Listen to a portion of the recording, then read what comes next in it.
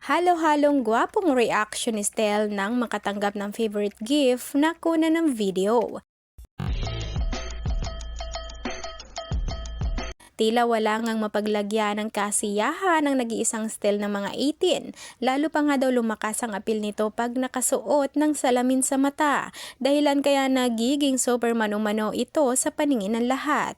Makikita nga din kay Stel ang sobrang pagkaka-appreciate nito sa kanyang mga natatanggap na mga regalo galing sa kanyang mga sulid na mga sumusuporta at mapagmahal na mga fans. Makikita din ito na napaka-cute na kinakagat ang kanyang dila habang nakangiti ng pagkatamis-tamis, dahilan kaya pati mga nanonood sa video na ito ay talaga namang mapapangiti na rin.